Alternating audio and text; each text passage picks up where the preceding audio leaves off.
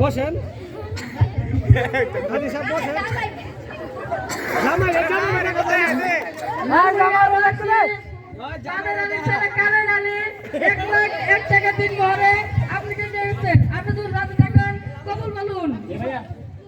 মায়ের মাই আমবো যেতে কবুল বলুন কষ্ট কবুল বল কবুল বলুন মজা নাই ঘুম নাই এর তোমার বাসন নাই ঘোড়া বলে যাবেন নাই লাফাইয়া লাফাইয়া মরে তারাইয়া তারাইয়া মরে চিট হয়ে মরে কাজ হয়ে মরে এলাকা নাকি বিয়ে হইতেছে কোথায় চলতো কি হচ্ছে এখানে কি হচ্ছে এটা তো বয়স কম এরকম বিয়ে কত করিয়েছি স্যার তোমাদের মতো লোকদের কারণে আজকে আমাদের সমাজে বিশৃঙ্খলা সৃষ্টি হচ্ছে মাতৃমৃত্যু হচ্ছে শিশু মৃত্যু হচ্ছে এবং বিবাহ বিচ্ছেদ হচ্ছে এদেরকে আইনের আওতায় নিয়ে এসে কঠিনতম কঠিন শাস্তি প্রদান করা হবে আপনারা কি বলেন সবাই এদেরকে শাস্তি দেওয়া হবে তো অ্যারেস্ট করো রে অ্যারেস্ট কর ধরে এদিকে এদিকে ধরো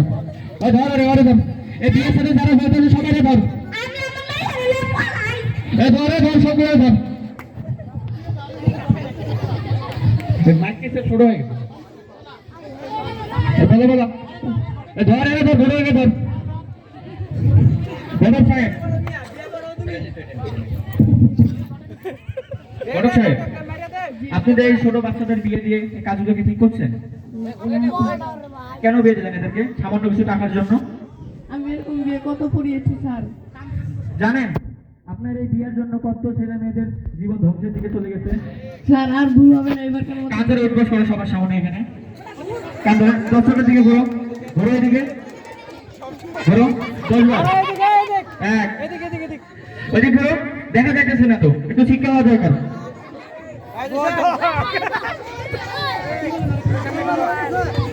দর্শক ভাই আপনারা সবাই কি বলেন একে রাগ করে দিব একে ধরে হাতে ঢুকানো হবে কঠিন দেবো কঠিন শাস্তি দেওয়া হবে ধরো নিয়ে যা ধরে নিয়ে যা